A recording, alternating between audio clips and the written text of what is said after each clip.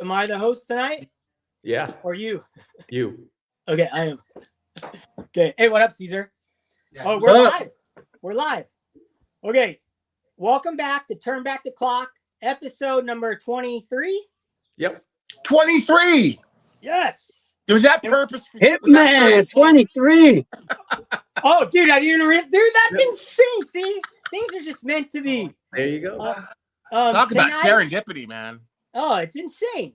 Tonight we have special guests, and what we're going to talk about is side PCs, or they're not really side PCs, they're PCs, but they don't have to be our $1 million cards on the walls or perfectly slabbed up or however you want to go about it. Sometimes you can just open a pack and every pack can belong in a certain PC. And I'm going to introduce you guys to both of these fellows and Adam. And I just want to inform you guys that this is a podcast as well. So when you show your cards, say the year and like what described the card, things like that. So everyone at home can listen. So Adam, welcome. Hitman, Mike, Hitman23, Mike, welcome. And Caesar, Pepino Man, welcome. Oh, Woo! And we're already international. We got God is Great from the Rising Sun. Oh, Hey, man. that's epic. Hey, Adam, how do I see comments? And is this on yours or is this on mine? Dylan, if you don't know this by now, man, I might just Dude, throw in the towel on the show. Hey, I honestly, I'm Dude, trying. really? Episode 23, and you're asking how you see the Come on, bro. Only way I've ever seen the comment is when I have my phone up. Oh, I don't That's know. What are you on right now? Well, Computer? I'm on a laptop, but I have, I just trying to find us live. I don't even see us. So is this on yours or is this on my channel? It's on your channel. Yeah, that's probably why I can't see it. Guys, we prepared very, very, very hard for this episode. As here. we always do. Yeah. Adam is like the guy in charge. I just here to, tag along. I'm not ready at all. You're just here to look good, Dylan. That's all. Just click on the right-hand side. Click comments, Dylan. You should be able to see it in StreamYard. Chat. Let's see. Comments. Okay. Yeah, I can. Can you guys still see me or am I blurry? No, we see you. Okay, perfect. Well, I can kind of read them like this. Mom, where'd you get that from? Okay. Well, let's get this going, guys. Mike, why don't you tell us a little bit about yourself and your collection, because a lot of guys that are watching this might not know who you are. Sure. And I had you on here because you have all kinds of crazy side PCs. So we don't need to talk for 20 minutes because we really want to dive in and get more information. But tell us about you and go after it. So obviously my name is Mike. I've been collecting since I was 6 or 7 years old. So I remember getting into it, getting my first cards in 1976. I did the whole collecting for a long time. Then I took the time off, during college and got back into it probably really heavily in 2000 and been back ever since. So it's part of my everyday life. It means a lot to me.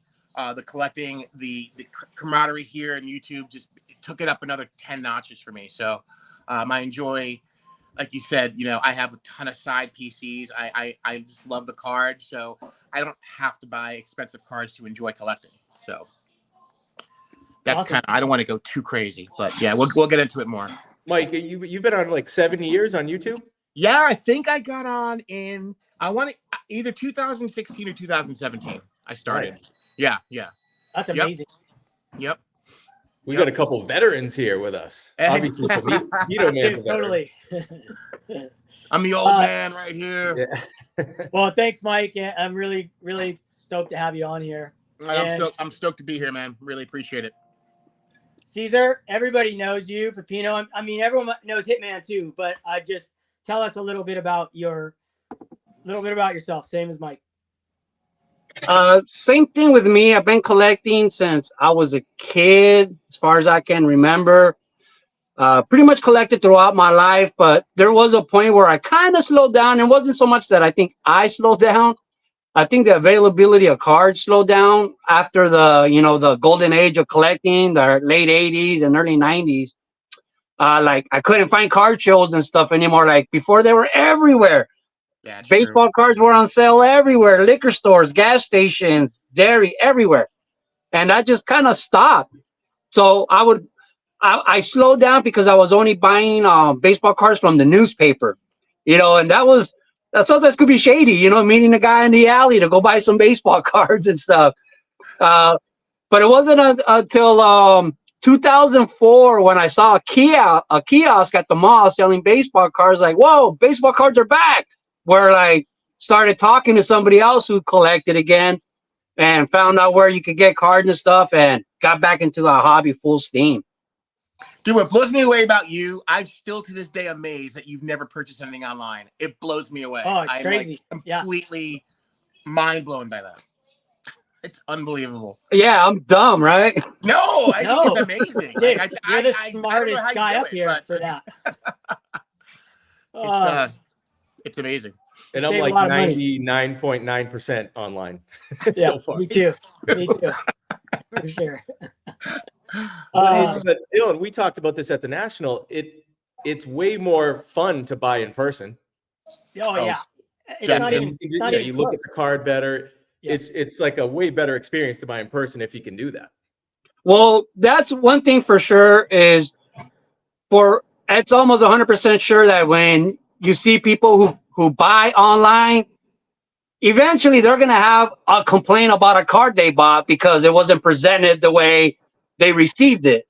You know what I mean? And I guess, you're never going to hear me make a video where I bought the card in person, looking at it and came home like, oh, I didn't see this, Yeah, that's true. Yeah. Well said.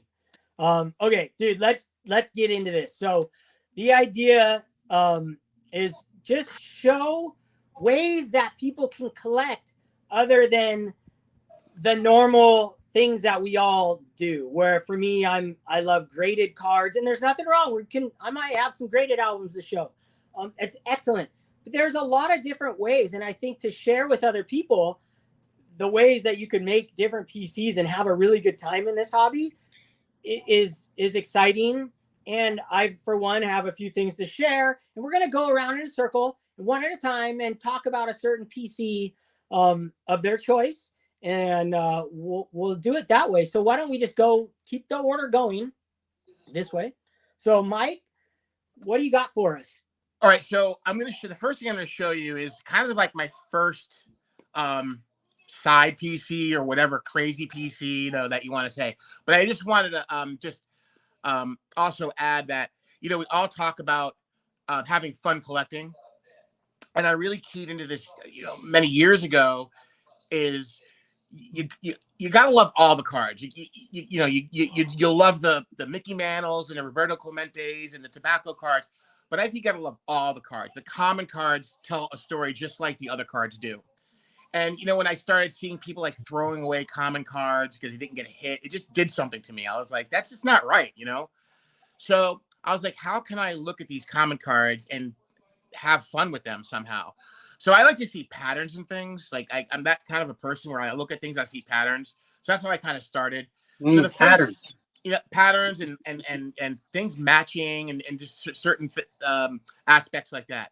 So the first thing you do, I'm pretty sure all of us who collected from the 80s on up, we have tons and tons of tonnage, right? In our closets, lots of commons and everything. We go through them and we look at them.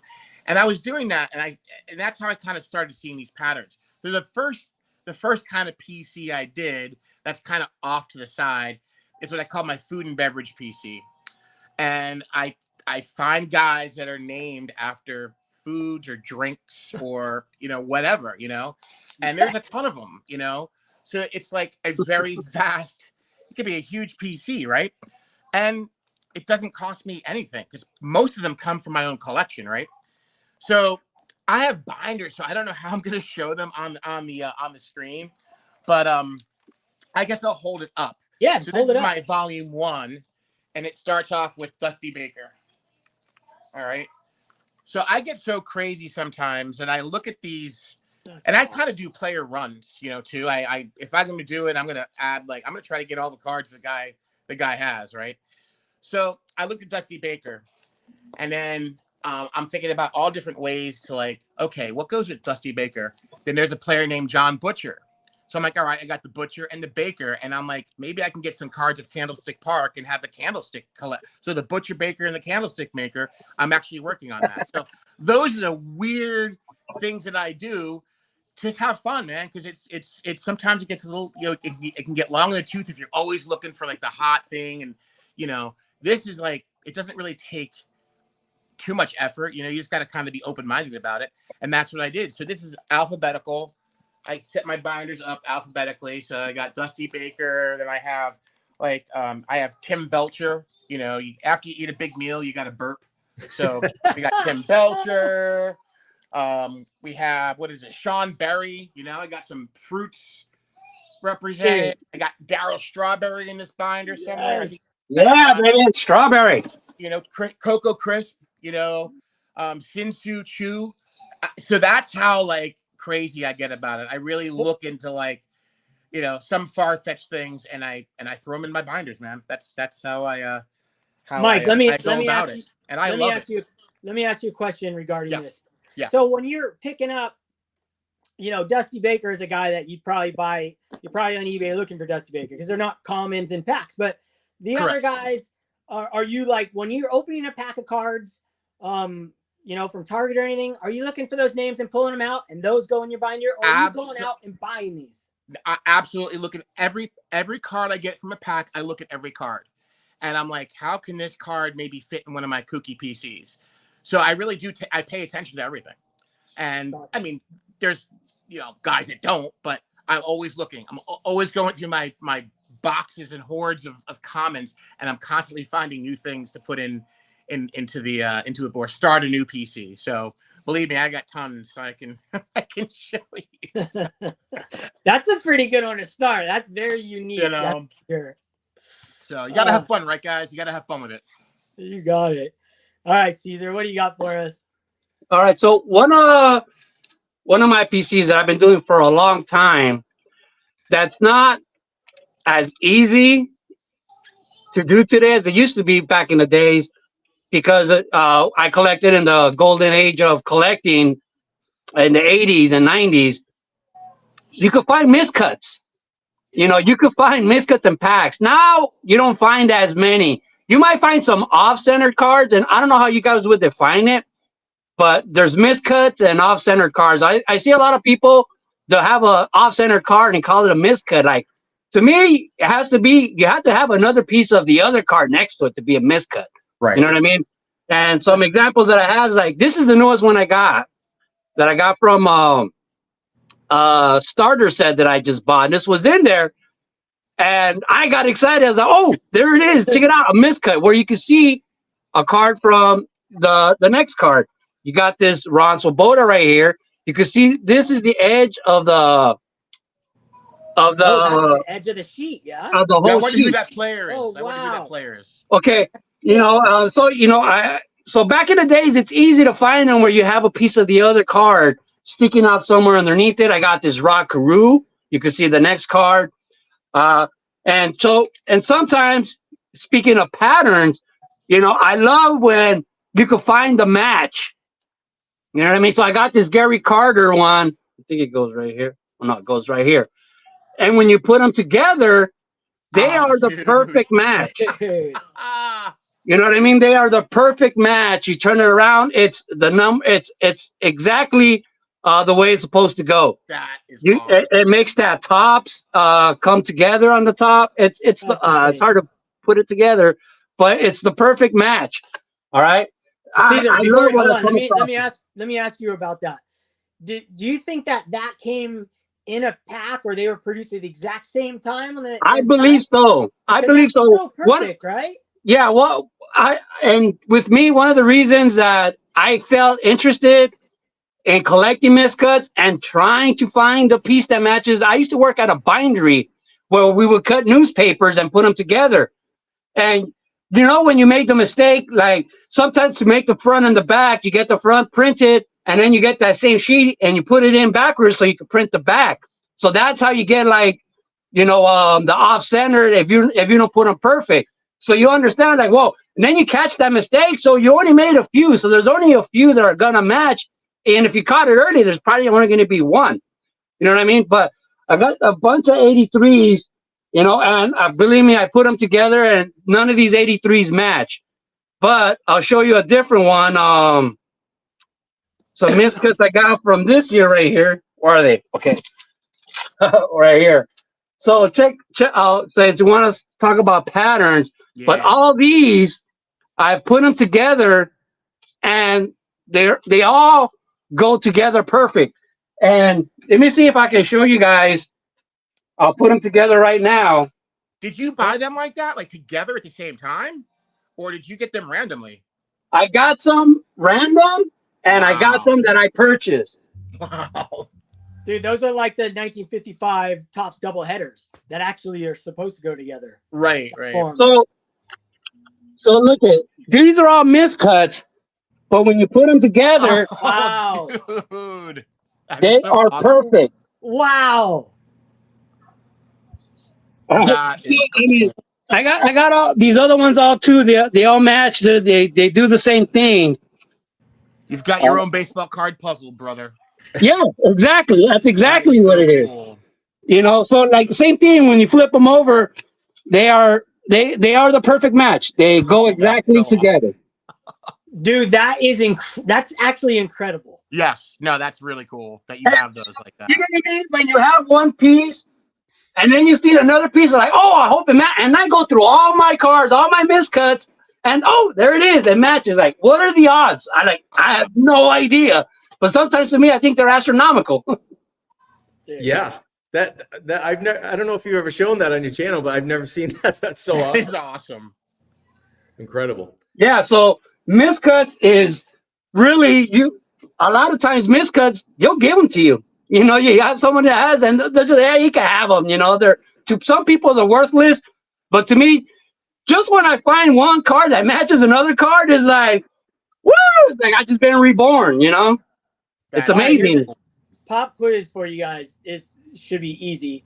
What is the most expensive miscut card ever sold? I don't know. 52 tops, right? 52 tops. Jackie Robinson and Mickey Mantle on the same card. Oh, nice. I did It not know was that. sick looking. Not know that. It was neat. It was a year ago or 2 years ago. That was a freaking cool card. Wow. I mean, I look at it. If you're going to go off center, go way off center. Yeah, Just go exactly. way Yeah. off center. Make it obvious. Like, yeah, this is what I'm shooting for. You got the All best right. of both worlds there. All right, Adam, what do you got, man? So I pulled out some non-sports cards, some music cards. So I'm a big Pearl Jam fan. So I got a little side PC here of Eddie Vedder. They made when Pearl Jam did a tour, like I think they started doing it less than 10 years ago. They started hitting some of the big baseball parks. Like they started doing concerts at Wrigley Field and Fenway Park. And I went to the one at Fenway Park, and they made cards out of their concert. Sick. That's a 1991 Topps design. I was just going to say, is that 91 Topps? Yeah, they made their own set of cards for each concert. I feel like John or that 70s show, John Keating would love those cards. And Shane, Shoebox Legends, loves Yeah, them. he's collecting. Oh, yeah, Shane's up. There's one for Chicago, Wrigley.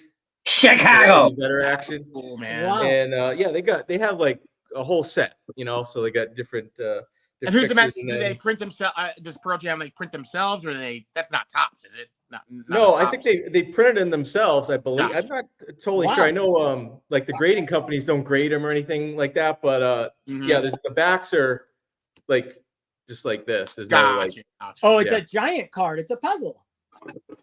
I guess, yeah. That's a giant it. card. That's the It's side like of the the old Kiss. 91 It's like Topps. the old Kiss Another cards. You used puzzle. to put them together for Dude. the puzzle in the back. Yeah, and I got a couple graded ones. Like this is, if I go back further, 1998 Hit Parade stickers, Eddie Vedder. And Very a Grail cool. card of mine. There's a 1993 Pearl Jam rookie card that the only one I've ever seen is Ryan Nolan has one. And I've been trying to get him to sell me it, but no luck so far. He said if he ever finds another one, he'll sell me his. So Is it a big card? 1993 is their rookie card. Expensive card, Adam? Yeah, well, I think if it went up for auction, it would probably, I don't even know, but my guess it would probably sell for in the thousands. I would think. Holy Because wow. you got like you're talking about, there's not a lot of people that would bid on it, but the ones that want that card, they know how scarce it is. Like almost never comes Wow. up. So I feel like you probably get a few people bidding in that. That's Dude, amazing. you blew my mind, Adam. I didn't know you had this side PC. Oh yeah. And That's then so sick. my other favorite band, Tom Petty and the Heartbreakers. You got a little Tom Petty from Yes. 91 Pro Set Superstars music cards. That was a sick set. Those Yep. I remember buying those packs. And they got those. So New yeah, Kids I on the got Block era. a lot of them. Yeah, so that's pretty much. Oh, and then I like this one too. It shows Eddie Vedder taking a swing with the bat. Oh, that's cool. Red Sox Union. Hey, he's like another Maybe better Otani, if huh? it's Cubs fan or He something. can sing and play.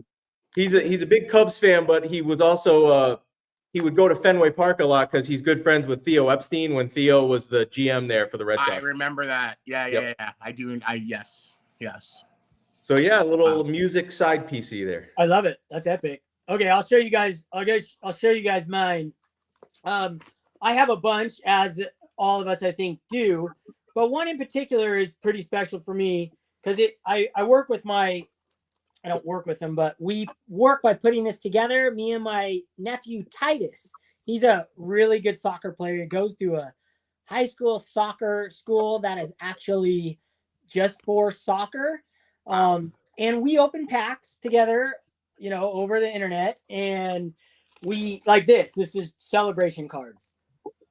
So we put them together, and I got this idea from YouTube. Like, it might have been you, Mike. I mean, just really cool. Like I got a Legends page here. So every card that we pulled from a pack, we looked to see if it would fit in our album. Yeah. And then we got really cool. These are just awesome images. There's only 3 on this page, but just really sick images. Didn't matter who it was. You just put it in there because it's a sick image. And it really made me and him, me specifically, because he's new to cards, me like appreciate the cards coming out. Because when I was opening cards with my other nephew, Bruce, it like when I started with him, we would go through them and it'd be like, I taught him the word common. Like, hey, that's a common. And we put it in the common pile because that's kind of how I always did it. And that was years before YouTube, and it was just commons. And I sell commons on eBay. So I never actually collected the commons except for vintage, but I never collected the commons. So now when we open packs, I'm trying to teach him not to say commons. But it's all like he calls them nobodies sometimes too. And I'm like, dude, don't say nobodies. That's El the worst. Benchos. The El Benchos. I think I heard him do that when he was on your channel one time, Yes. and you were like, ah. Yeah. Oh my gosh. So like everything. I mean, rookies, right? I open up a pack and we put all the rookies together.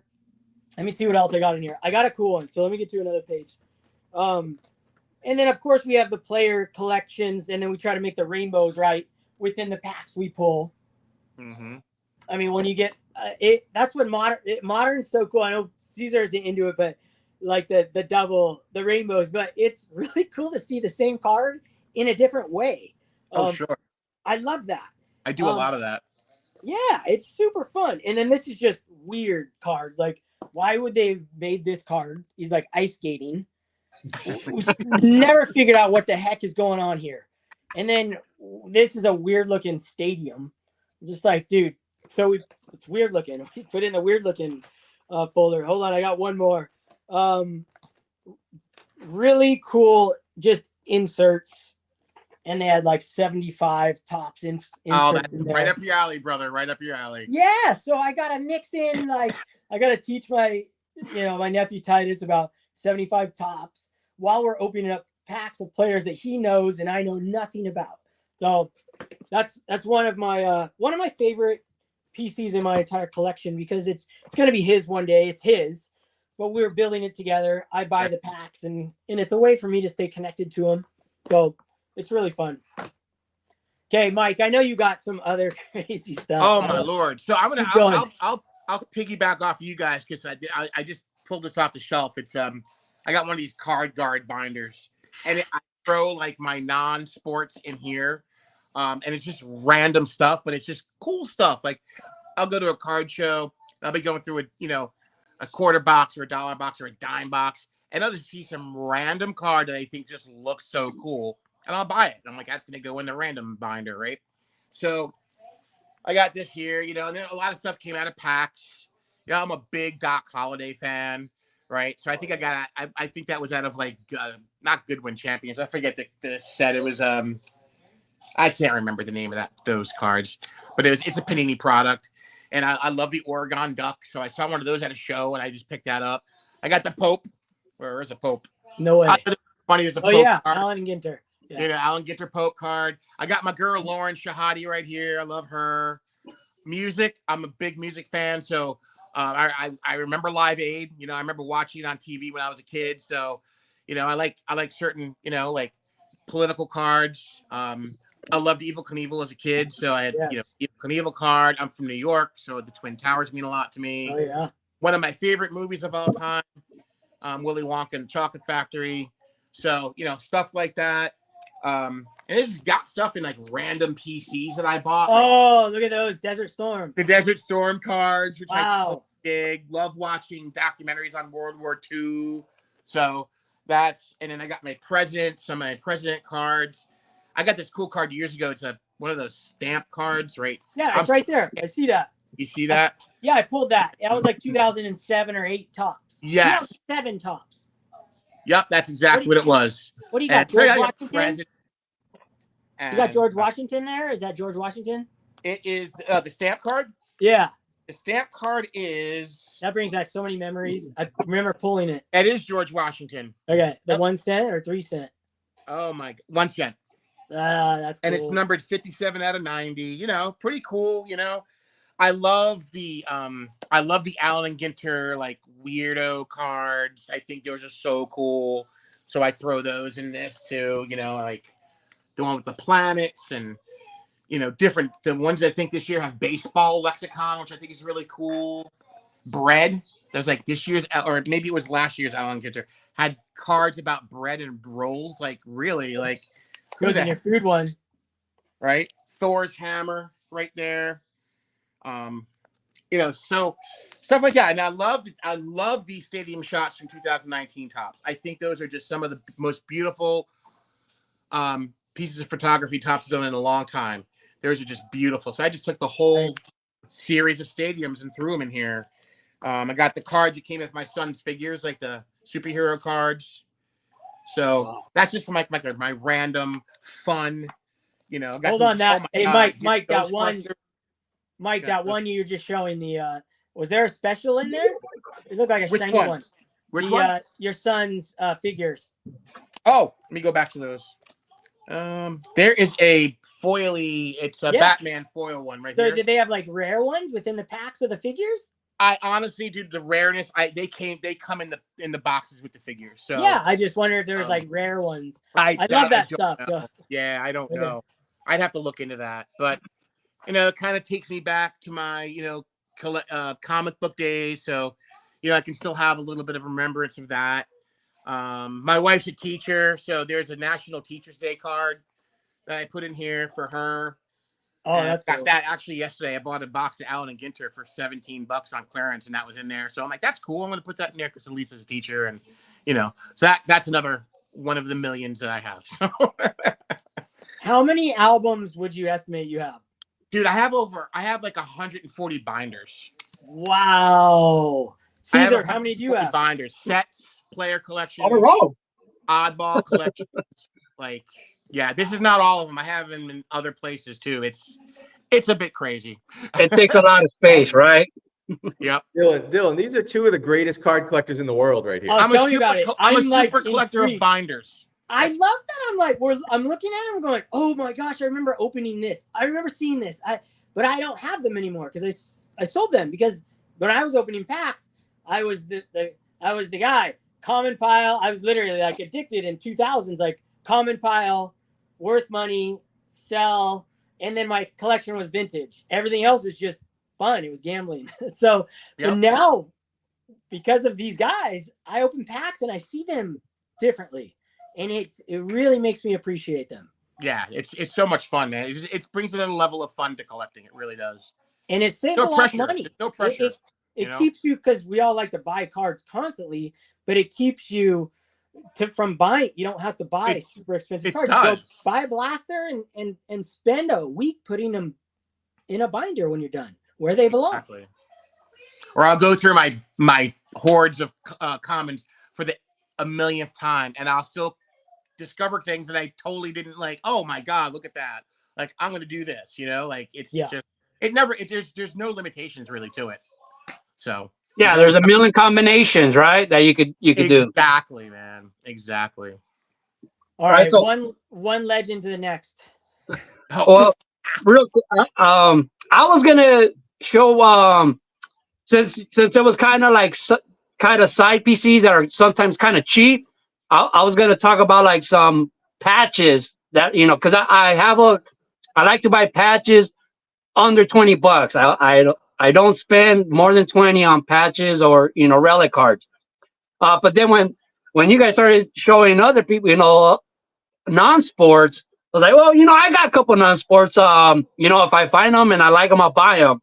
And check this one out.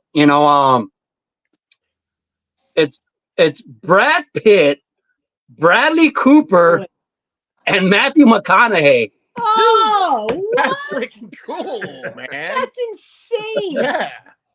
And I got this Rob Lowe. I got this Rob Lowe just because I love them on Wayne's World. Oh yeah. Chris Rock, a big chunk of Chris Rock. Wow. Like if I like them, I'll buy them. Yeah. And man, this was one of my favorite shows when I was on TV. Sheldon, The Big Bang Theory, got a piece of his Green Hornet shirt. Wow. Dude, they wore the best shirts on that show. And this card, I took a business class when I was going to junior college. I took a business class, and I saw this card, and I thought I was going to give it to my teacher. I thought I would impress my teacher because I didn't know any better back then. And this is like 2003, 2004. And I thought I would impress my teacher. And I bought this Donald Trump relic card from The Apprentice.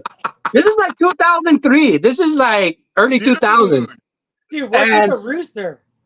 That was my trademark. I bought these rooster stickers and I used to put them on all my cards back then. Is that on the card or on the sleeve? No, it's on. I don't know if it's on the card. Oh, it might be. It's not on the plastic. Yeah, it's on the card. I put it on the card. But when I asked her in class, like she started talking about like some of the greatest businessmen, and then someone raised her hand. Hey, what about Donald Trump?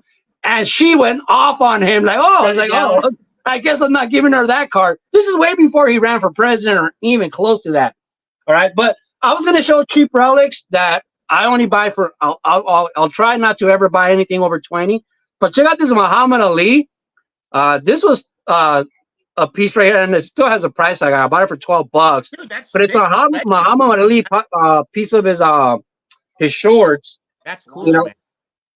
And I just want to buy, like, if I find a sick patch, I'll buy it. I don't care who the player is. If I find a sick patch, sometimes the best patches are going to be unknown players. You know what I mean? For cheap. You'll find so it's like basically I'm buying the patch, not the player. As long as I see a sick patch that's cheap, I'm buying it.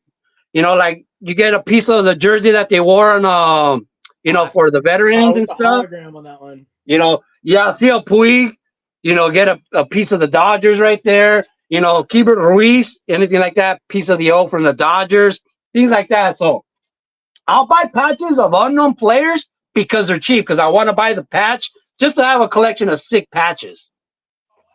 Very cool. Dude, they got Bradley Cooper and Matthew McConaughey and Brad Pitt card. That is fascinating to me because those are the heartthrobs.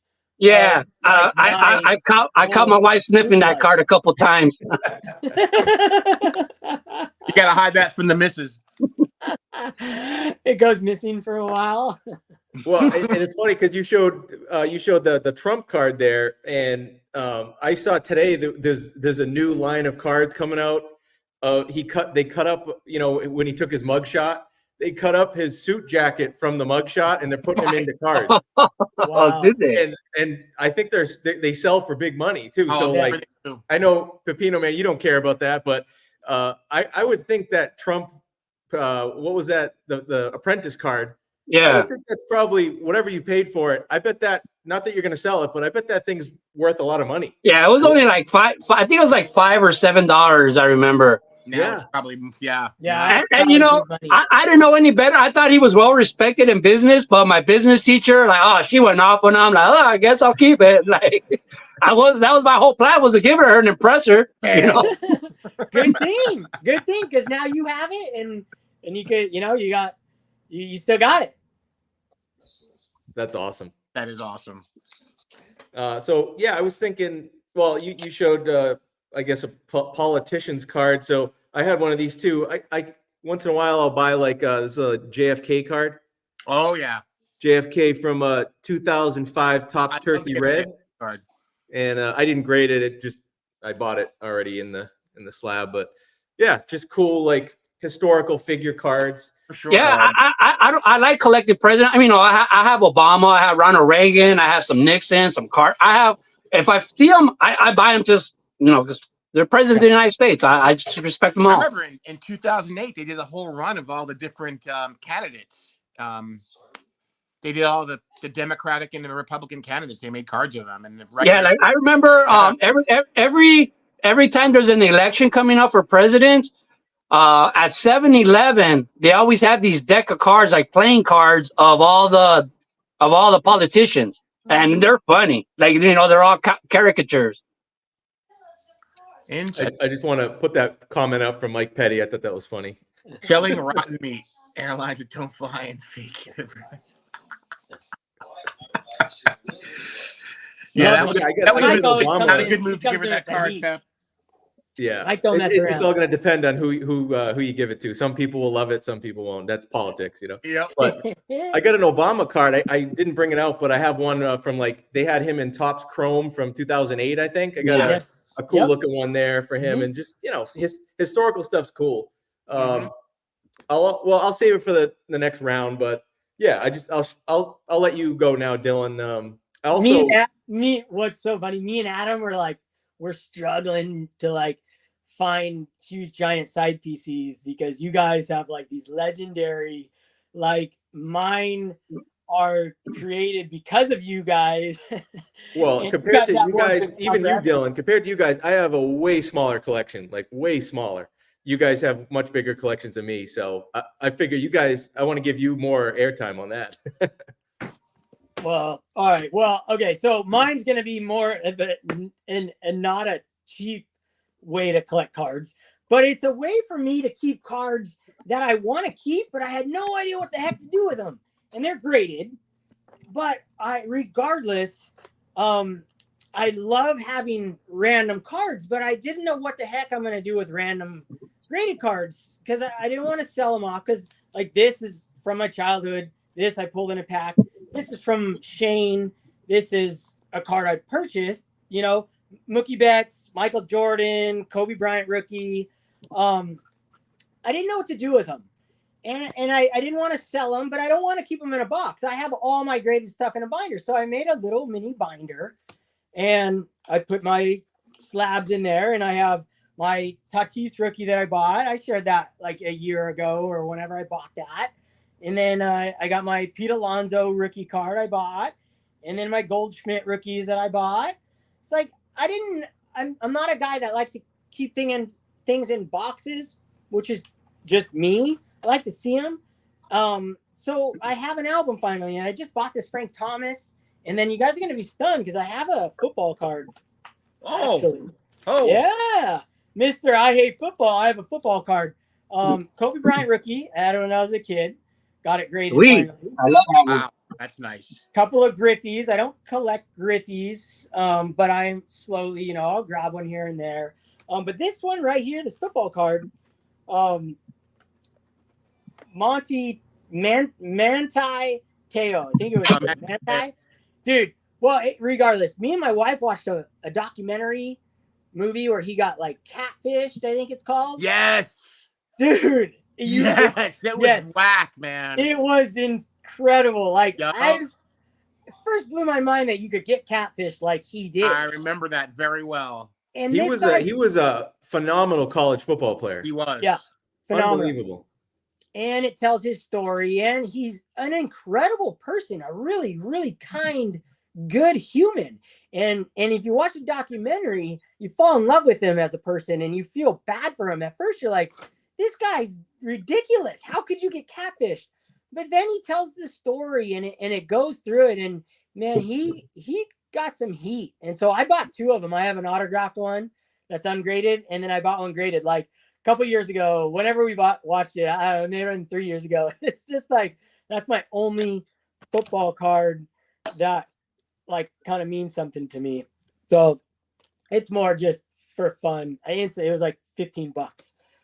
So yeah, that's a way I keep cards in my collection without having to sell them. Not that you have to sell them, but I want to look at mine. I want to look at my binders and that's how I do it. And this is very thin, but I can upgrade and get a bigger binder as my random. You got your binders at Target, I know, because I buy mine at Target too. Yes, Target's the best. They I are. was going to share that. I'll share that right now. So the binders are at Target. They're amazing binders. You can get them in all sizes. Colors, everything. Yeah, every color. And they're very inexpensive. They've gone up like double over the last like 3 years. But they're still like, this binder's like $8. It used to be like $3. But also with the binders, if you want to do graded cards, or what I'll show you later, you can do these 4-sheet Ultra Pros. Mm-hmm. And they're 3.5 by 5 1/4. They used to have a bigger size, or at least it said it was a different size. But I think it's really important to share what you use to collect your stuff in as well. So Ultra Pro, 3.5 by 5 1/4. You can fit graded slabs in there. And then also what I'll show you guys later, card savers. And then actually I'll show this other thing later, but that's a side PC I got. Dylan, question. Do those close up on the top, or like the binders? Yeah, for like you're saying you can put graded cards in them. Do the tops like? No. They will slide out if you're like when people come over, I make them put it on the table flat, right, and then like wash their hands and then come over. Yeah, Dylan, and also we've been getting a lot of comments about the wardrobe tonight. Compliments, Mike, about the Tommy Bahama. Dylan, Clean Cheap Shots wants to know if you have multiples of that shirt or if you wear the same one over and over. I've got a couple other ones, and I kind of just rotated through. I'm a 99% t-shirt guy, but tonight I was like, yeah, I'm gonna look a little special. So I love it. Hey, I appreciate that, Mike. And my shirt is Dodger Stadium. That is freaking sick. That's sick. I just got a boring The Who t-shirt. Hey, you're going with your PC. One. I like it. That's a good one. And Dylan, your card is off centered on your shirt too. Yeah, I know. It's not even the right colors. My shirt, I don't wear shirts unless I'm working, and then when I'm doing videos, I literally don't wear shirts. Well, you live in Hawaii. I mean, geez, so I take this off, I'll hang it back up because it's not going to be all sweaty, and then I'll wear it.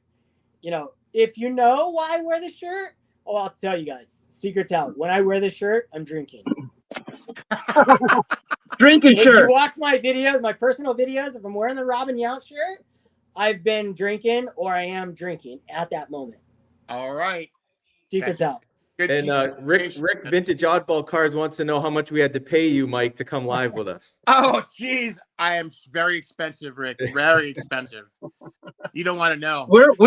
We are in debt. Yes. It was worth it, though. It was all worth it. Me and Adam are in debt. You guys are. Oh, we're gonna pay for all the batting cage cards that Mike's gonna get. Oh yeah, baby. Those are back here. Oh, they're somewhere over here. Yeah. I'm surrounded. I'm like surrounded. I'm like, what am I going to show next? So I'll segue off of Dylan because I got one of my Target binders right here. and you can see this. Whoa, I never can do this right. So I have yet another PC. This is a cool one too. I'm really intrigued about guys who've stayed their entire career with one franchise. You don't really see it, really, especially now, too often. And the research I did on it, I believe in the entire history of MLB, I think it's like 185 players that stayed their entire career with one team for 10 years or more. That's not a lot. That's not a lot. So what I do is I pick a team and I buy the color, their primary color binder. As you can see here, I just print off a logo online and I take the old Fleer stickers because I love the old logos, and I cut them and I stick them in here, and I have my Pirates binder. And it's just a little project, I work on, and it starts off with players who spent their entire career with the Pirates. So, again, alphabetical order, I got Gene Alley, and then I think next we got Steve Blass. Now, some of these players may not have played 10 full seasons, so I kind of still their whole career though. And if they spent their entire career with the team, I think Steve Blass played at least 10 seasons. There's one guy in here, I think Bob Moose. He passed away, I think, during his career, so he wasn't there for 10 full seasons, but he did play for the Pirates the whole time. So then I got, again, Roberto Clemente, nothing crazy. These are all, reprints and stuff. I love those. One of the best cards ever right there. Yeah, is that your favorite Clemente 1972 tops? It's between that and the 71, man. Yeah. I keep vacillating back and forth. And I really actually like his 1970 tops card as well, man. That's another cool. That is nice. So it's hard, man. It's a hard one to say this is my favorite. But he's good looking, so he takes really good photos. Oh, of course, it's not a real 56, but that's a great card as well. The action, oh my god, dude, that's awesome. So Clemente, we got turn back the clock. You just blazed over that one. Who else is Clement? Of course, Bill Mazeroski. Yep. Right. So Bill Mazeroski was a Pirate his whole career, and then we have who else? What about Wagner? Was Honus Wagner? Yeah, he's in the back. He's back there. Bob Moose. He, again, like I said, he passed away, I think, in 1976 or 1977, but he played his entire career with the Pirates. Right now, he's a modern player, and he signed a long-term contract, which to me blows me away because the Pirates never signed players to long-term contracts, but they signed Brian Reynolds to a long-term contract. So I kind of have him in here as a placeholder. Will he complete his career with the Pirates? Probably not, but I like to try to keep, I like the mixture of classic and modern. I think it's just cool to have old guys next to, old players next to new players. Agreed. Of course, Willie Stargell.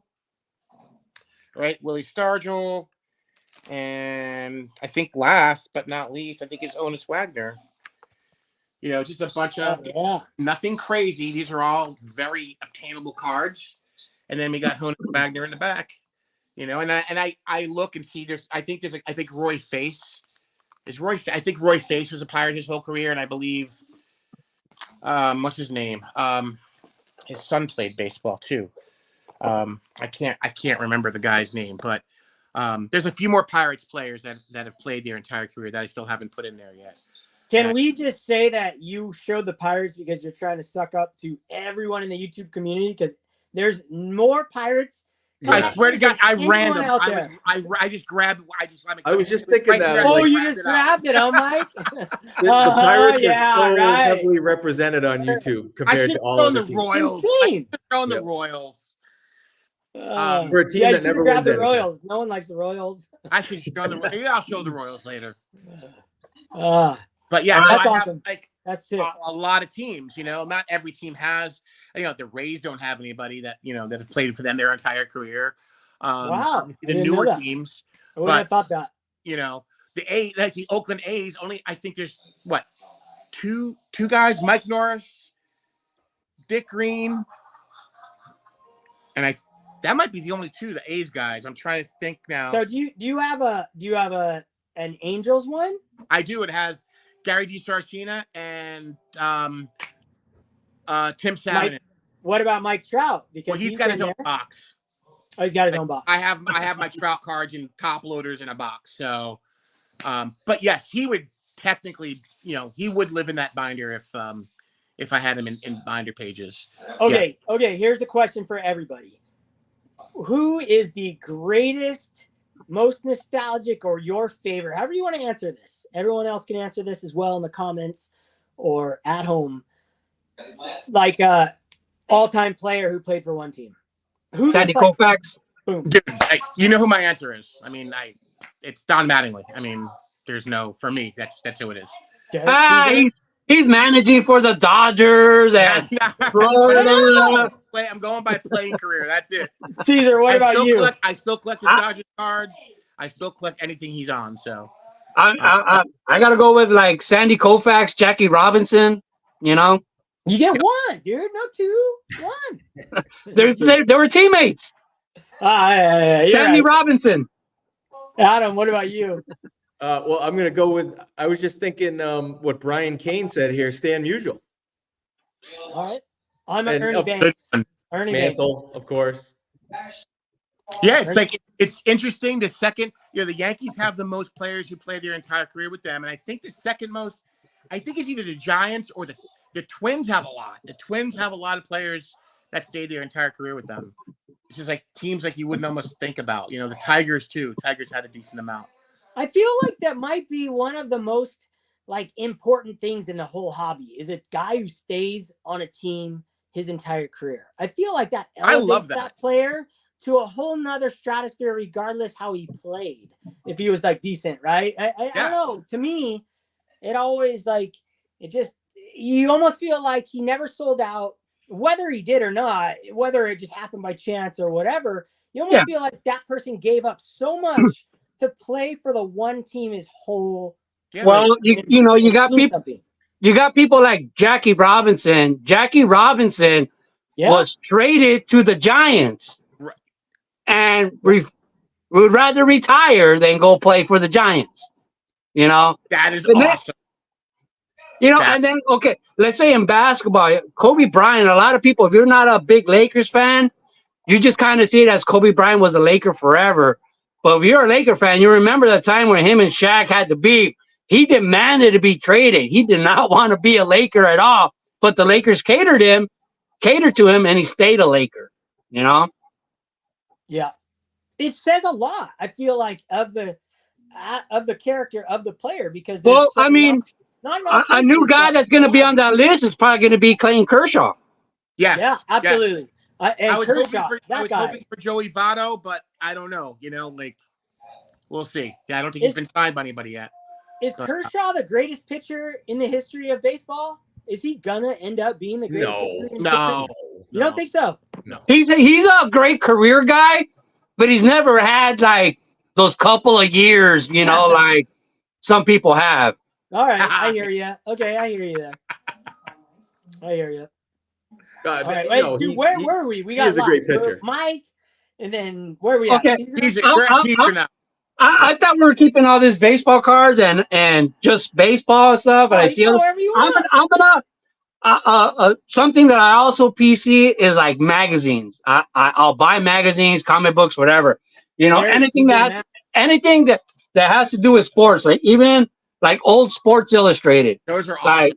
You know what I mean? Like this one. This is an old one, and it's talking about money. Is it ruining sports? Man, they've been talking about money ruining athletes and athletes not playing as hard because of the money forever.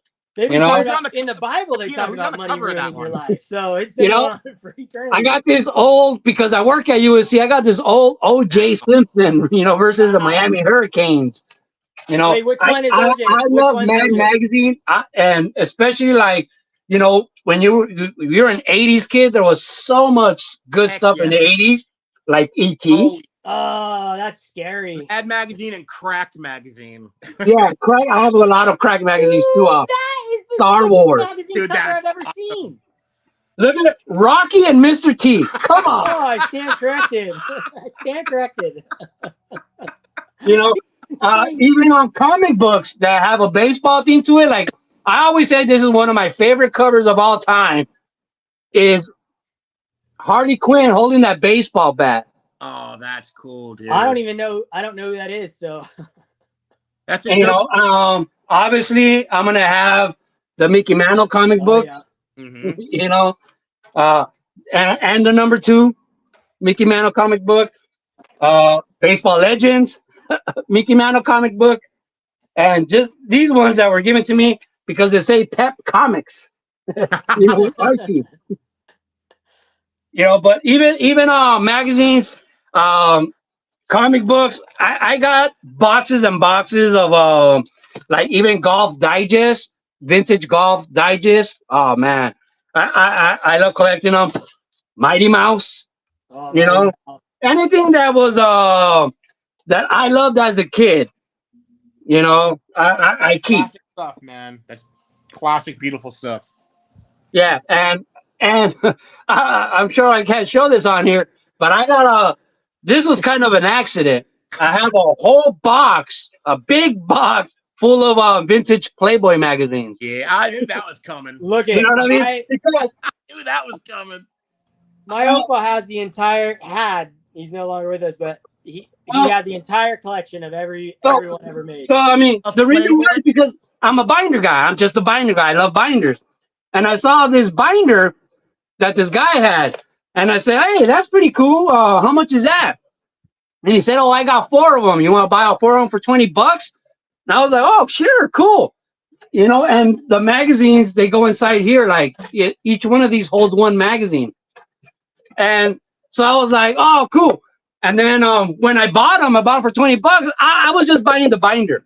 And then he tells me, "Hey, you collect Playboys?" I go, "Nah, I don't have any." He's like, "What are you gonna put in there?" I said, "I don't know. I just kind of want the binder. I'm probably gonna put baseball cards in there." And he's like, "Oh, I got a bunch of Playboys I can sell you." And he ended up selling me a box, you know what I mean, for like $80, full of old Playboy magazines.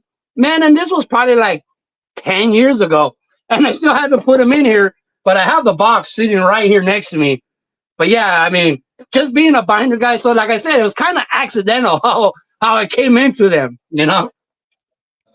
This thing can go south pretty quickly. Yeah, I'm not going there. I'm not going I there. don't have any. It's like, but it's cool, man. I hope What? I don't even know what that is. What is Playboy? I've never heard of it. Is it? Never heard of it either. I've heard to have good articles. That's all I know about it. Very good writing. Adam, you're up, I think. All right. Where do I want to go with this? Well, you know what? I wanted to say. Oh, there you. Well, that's all I'm showing. Home Improvement. All right. Yeah, Great that's show. Pamela Great Anderson. Really loved Home Improvement. No, I just real quick. I was thinking, you know, Dylan, with the topic of side PCs or collecting on a budget, not having to spend a ton of money.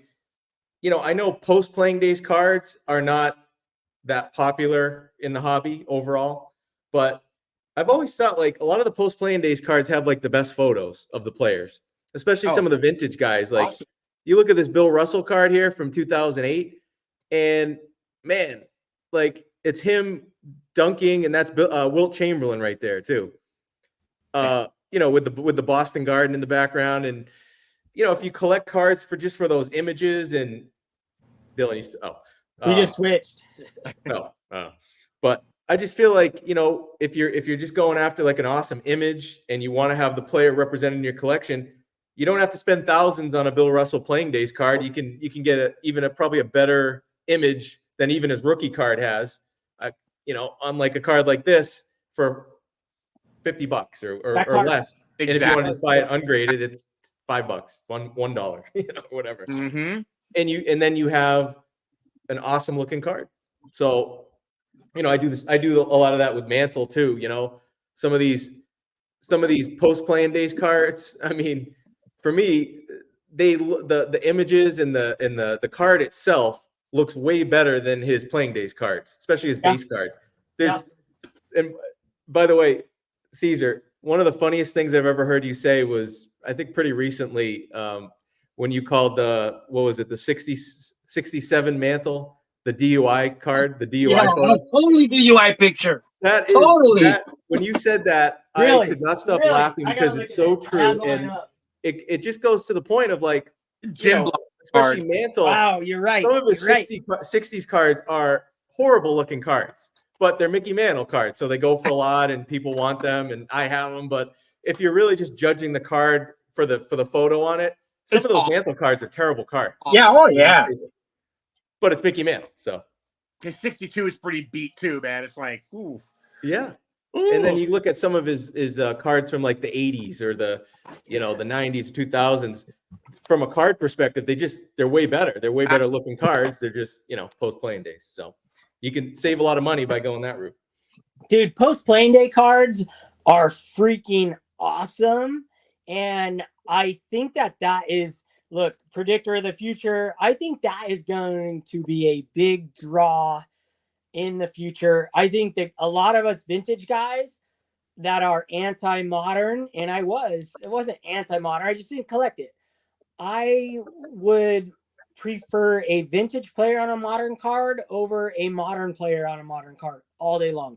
I absolutely love the images of Clemente on these modern cards and Mickey Mantle, Stan Musial, you name it, on these modern cards with the modern designs and the shine, and yeah, like that right there. They just look, yeah, Joe DiMaggio, like, look at that photo. That's from 1988, but like, look how awesome that picture is. Absolutely. That's your favorite set of all time right there.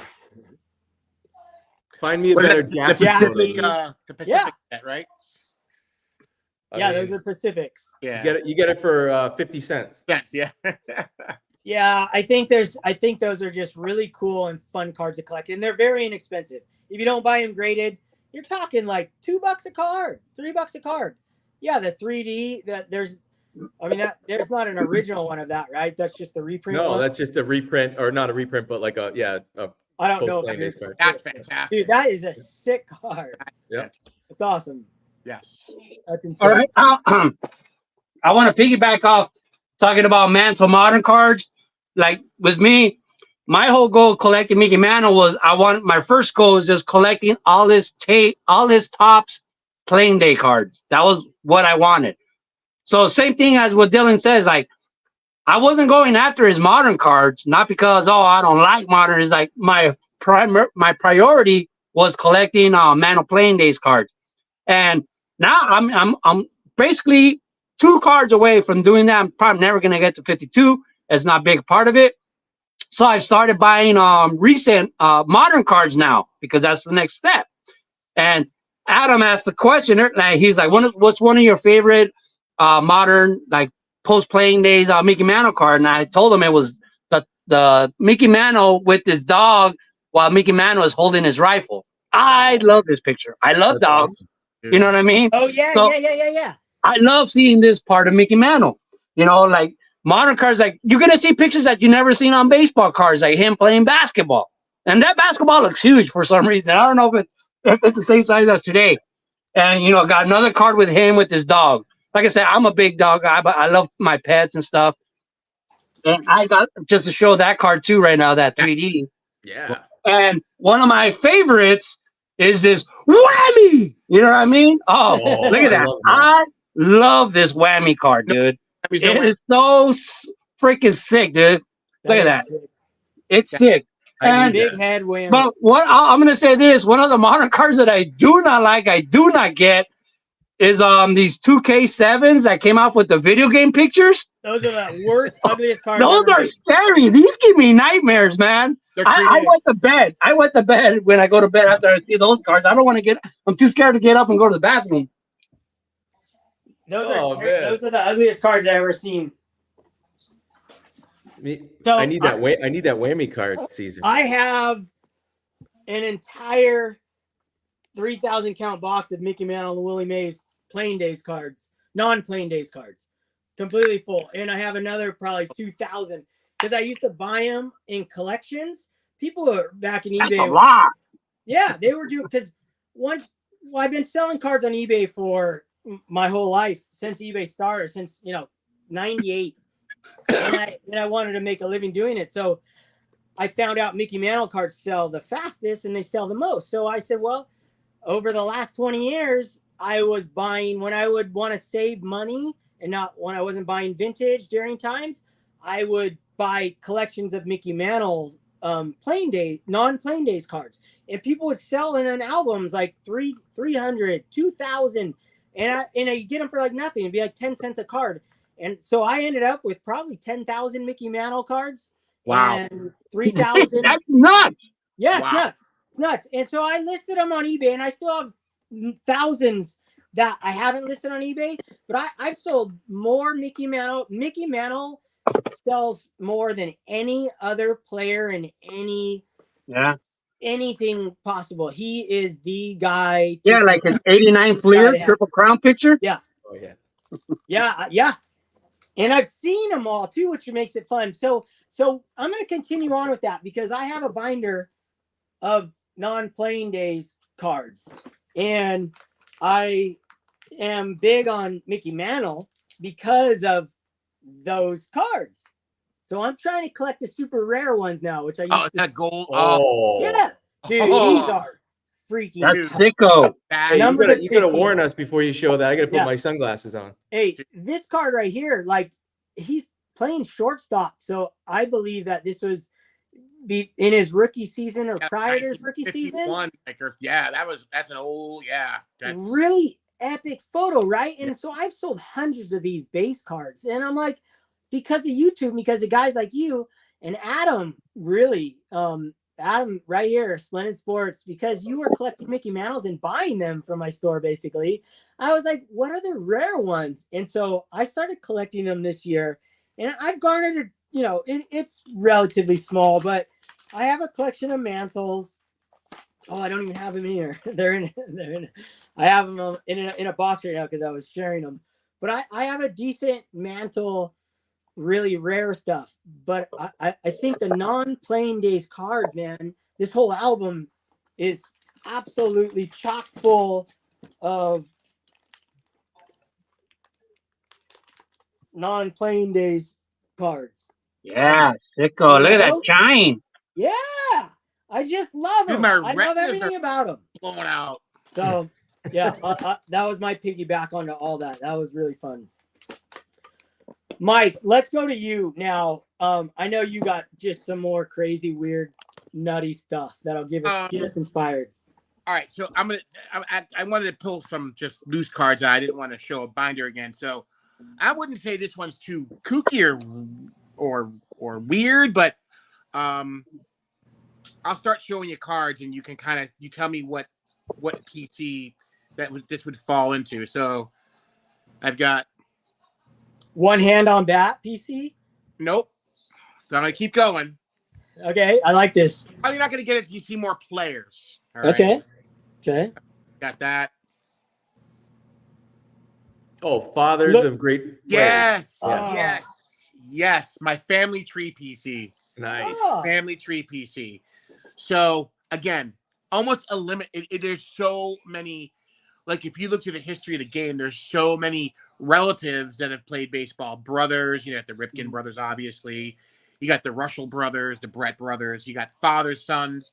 You got like 3-generation people like the Boones, right?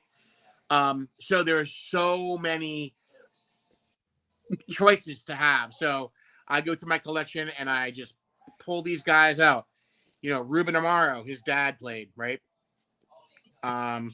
Sal Bando, his brother played. Chris Bando played for the Indians in the 80s. He was a catcher. So I think Sal Bando he may have just passed away recently. So Sal Bando, and we got his brother, Chris Bando, right? So I love finding things out about that, right? And the big one here, this guy right here. Oh yeah. Yep. Look at look at that glorious uniform. He made it. Look at that. I know, yeah. He looks like can you say Goober? Oh my God. Dale Berra, the son of Yogi. Berra. Yeah. I mean, you got Jeff Burrows. His son played Sean Burrows. Oh yeah. Little League World Series legend. Yes. 74 MVP. And here he is. Here's 74 MVP, and here's his son. So I just pull all these guys aside. We got the man who lost his perfect game. Oh. You know, Yeah. what a sad Yeah, it sucked. sad man. Loved his dad. I loved Andre Galarraga, man. He was Oh yeah. great player. Very underrated player. Tom Grieve. Remember Ben, who was like the big, Oh yeah. next big up and coming player, and he just didn't really, he didn't do much. Yeah, Orlando's. I hit those boxes at the shows. I look for all this weird stuff. This is Hey. his brother. Oh, His it's not Vladdy. name's brother. Oh wow, I didn't even Vladimir's know he had brother. another. What? I Wilton. didn't even know that existed. Yeah, Vladimir like Guerrero's Vladdy. brother. Yep. Oh. He had a good arm too, if I remember. Yes. And then we have, Tony Gwynn's son, Oh yeah. right? We have Chris Gwynn, his brother played, right?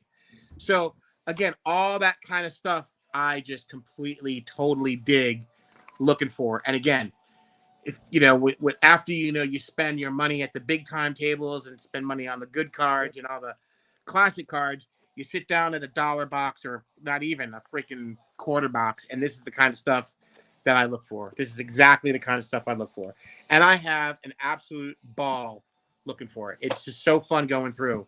What else here, real quick? His son played Raul Mondesi, right? His son plays for the Royals, I believe. So there's just so many different options, and that's just that's the rest of this box is all family tree PC cards.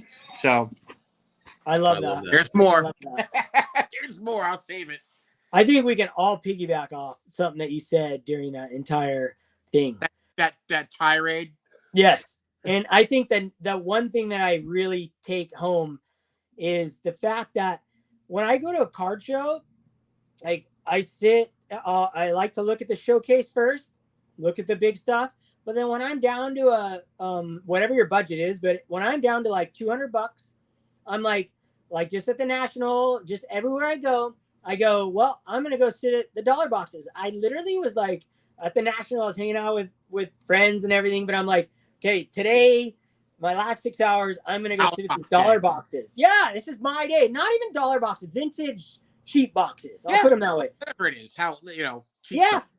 And obviously I was trying to find standard stuff then, but in the past, I would just look for any cards that were like $1 or less. And I have albums and albums full of vintage cards that I have collected. And these are in order. So this is 1980 and 80, nothing crazy value, but this is the fun stuff that I love going through those boxes for. I could spend hours and hours and hours. Like I just saw this Joe DiMaggio right here. This is literally from a card show. Like this is like in a 10-cent album, things like that. It's really fun way to spend your time. Exactly. And it's one of my funnest things to do because when I get home, I get to enjoy those cards so much more because I put Avery labels on them. I put them in my Excel spreadsheet. I put them in my system. Every card, I put what I paid for the card. Wow, you are a dedicated man. Dude, no card comes into my collection that isn't in a computer system. Wow. And says what I paid. Now, I've never once in my entire life upgraded the prices that they're worth. Never once. I just don't. I know them because you know what cards are worth most of the time, but I've never ever updated them. But I put what I pay for a card like this, and then I also put what I think the card is worth at the time that I pay for it, whether I got a good deal or not. Many times I put like, say I get a $50 card, I put $50 and I'll say the card's only worth 30 right now because I overpaid and it didn't matter, but I'll put it because that's what the card's worth at that moment. And then maybe in 10 years, I'll go back, or when I sell cards, the tax man, at least I have record, but I love cheap boxes and looking through them. And if you guys are at home, I have Avery labels, and here's the number 18167. These are the perfect size for Card Saver ones. Oh. And that's how I do my Avery labels. That's how I do my grading system. And it's just really fun way to do it. And when you have a few $100 and you want to go sit at a box, these dealers, you get a stack ready. And they give you, dude, all the time. 50% off. They don't want to see them again. They don't want to bring it home. They don't want to bring them home. They'll be like, these are the 20% off. But then you grab a stack and they're like, well, how much does it add up after 20% off? They don't want to add them up. You have your calculator there. And I go, well, I add them up and I go, but I don't want just 20% off. I'll give you this right now. Done. I'll walk away with them. Always they say yes. Oh, because yeah. the ones, Man. they don't care. The ones in the boxes, they don't care about. Exactly. So The other thing that you were, saying in terms of, of sitting down at a dollar box or a bargain bin box, there's, the fun of hunting down that, rare card or that vintage card you want, and you find it, you're looking at the beauty of all the Hall of Famers and all that stuff. But I feel there's a little pressure behind it, it's a little more money you're trying to wheel and deal. When you sit down at a dollar box, there's no pressure, man. You just sit down, and you're thumbing through cards and you're just looking and you're just like, there's no pressure. I like that. I think that just, especially at the National, where it's 8 hours of just balls to the wall. You're just going all day. To sit down in front of a box and just go through it nice and leisurely is a nice little respite from the intensity of what it is. And it's all good, it's all fun, but it's nice to be able to have those little breaks and pick up some cool stuff. I think I literally spend like days on the dollar boxes at the National because, since I only buy in person, I've gone through all my local car shops, all my car shops, you know what I mean? I've gone through all their boxes. So when I go to the National, it's totally brand new. I'm not going to see the same stuff I've been seeing for a while. And man, I literally spend so much. And like you said, man, it's like you go through the dollar boxes and you're trying to keep in your head like, okay, I only want to spend so much. But because you love cards, at the end, when you're done, your stack is like this big. It's like, oh man, I got like 200 cards. I can't spend 200. But when you go, $80. Oh, thank you so much. On to the next dollar box. Yeah. Caesar, I just remembered. I wanted to at least mention on a recent video you showed Ohtani cards. Now this is off topic of what this video is about, but did I see a gold rookie Ohtani card there? Numbered out of 50 or something. You pulled that out of a pack, you said? Yeah. 2018 was a good year. Even in 2018, out of retail from Target, I was mainly buying only Target. Ohtani's out of packs. Yeah, and I also pulled a Patrick Mahomes like shimmer that was like very, very rare rookie year. And see, that's the thing that with me is what I kind of paid for it is the value I have in my head for it. So say that when I pulled that Patrick Mahomes, I didn't know the value of it at all until I went to the National the last time. And people that went through my box looking at my cards, they would pull out the Patrick Mahomes like, whoa, do you know what you got here? It's like, yeah, Patrick Mahomes. Like, no, this is a rare shimmer rookie. Like, it's worth like $500. And I was like, oh, I pulled it out of a blaster box, So that was a great opportunity for me to pay Blue Jacket 66, pay him back because he's a big Patrick Mahomes collector. And let's say he sent me probably like $300, if not more, worth of cards before in a care package. And I was like, how am I going to ever repay you? And to me, that was like, oh, really? That's what it's worth? I paid like basically like $2 for it, if not less. This is a great opportunity for me to pay back Dave, because in my heart, I didn't see it as a $500 card. I saw it as a $2. I got it for $2. You know what I mean? That's exactly, because I don't, after I buy a card, I'm the same way, Dylan. I don't monitor prices. Like, part of me doesn't want to know. Like, if it goes down, I got it. I don't care what it's worth now until maybe 20, 30 years from now, if I'm going to sell anything, basically. So I'm the same way. Yeah. Once it's in the collection, I don't really monitor it too much as far as like where it goes. But you can have those situations where you pull a card where basically your cost is zero almost on the card, and it could become a lot more valuable without even knowing it. Yeah, that's the thing. And then people, Dylan texted me and he's like, hey, that's a valuable card. I said, like, and I told him, I was like, yeah, I got yelled at for like when I did a rummage like a year ago or 2 years ago, and I showed that on time, and I had it raw. And Lou Rock TV was like, "Bro, what are you doing? Like, why do you have that, raw? Put that in a top loader. Put that into this." And he did the same thing like a couple years earlier with my Mike Trout rookies. My Mike Trout rookies, I had them raw too. And he was like, "Bro, what are you doing? Like, oh, I'm having a heart attack. Please put that in the top loader."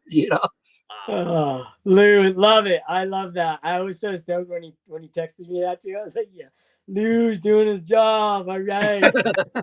Don't lick that one, Caesar. Yes, Just exactly. save it. No DNA on those, man. Yeah, No- don't lick that one. Just save I it. don't like modern cards. I remember the first time. I don't remember what card. I don't know if they're all like that. But I remember I licked like a really shiny chrome card. Oh my God, it burned my tongue. It was like licking a battery. It was like modern cards are awful tasting. Only lick vintage. Only lick vintage. Yeah. Oh, Hey, and I'm surprised because I know, like, seriously, like, you guys all seen my my Sandy Koufax rookie. You know how many times I've licked that while drinking beer? You would think it'd be damaged. It shows no damage at all. You know what I mean? And I've licked that like 100 times. it dries. They just made things better back then. It was just higher quality back then. I'm telling you. Yeah. for sure. Well, guys, I can leave this going. I got to go in like 2 minutes. I got to bounce. But do you want me to leave this going, or do we want to do our parting shots, or what do you think? Well, we should all go together. I guess. Yeah, that Yeah. makes more sense. All right. Yeah, I was just gonna start showing some packs. Like that was another side piece. I know you do too, Dylan. Like just having packs. I love me some packs. Like even this pack. I love this pack. I've had this for a long time, and it has Mike Davis on the A's. But if you don't know Mike Davis's part in the 1988 World Series, he's a guy that walked before Kirk Gibson because he played on the A's with Dennis Eckersley. And he always tells the story. He's like, man, when I played with Dennis Eckersley, the few games I played with Dennis Eckersley, I was on fire. So I think when I came up to bat in the 88 World Series, he had the Mike Davis in his head when I played with him, like, oh, he's good. He's out, and he walked me. That gave Kirk Gibson the chance to hit the game-winning home run, Changed history, made it better for Yeah. everyone. So he's a big part, he's a big part of for me, as why we won the World Series that year. But yeah, I could keep going with the packs, but like everything, packs, anything, Pac-Man, Elvis, the Rocky, but I could go forever, but Mine are I think you got to go, Adam. So out of reach right there. I love those Rocky cards, man. I need some of those. Hey, dude, I could go on for 6 more hours too. I really appreciate having you guys. we just started, but man, what can we say? We're collectors on fire right now. That's it, man. Ready to rock and roll. And Adam, Mike, I don't know. I don't think you're in the YouTube Hall of Fame yet, but I know who I'm voting for. One of the guys I'm voting for this year, right here. This guy. Amen. Heck yeah, you're right. Talk about a collector, man. I didn't even scratch the surface. That's a scary thing. Like I imagine I can see the binders behind you. Well, we'll have to do this again. Oh, for sure. This is awesome. When we don't have Adam having rules over top of us. Hey, yeah, like I'll leave this going, guys. You could go all night. I'm totally kidding. To eat. One of the primary things I wanted to do was my promotional cards. I IPC like promotional test cards and stuff like that, and I could not find them. Dude, literally, my room it looks like a tornado went through it, and I did not find them.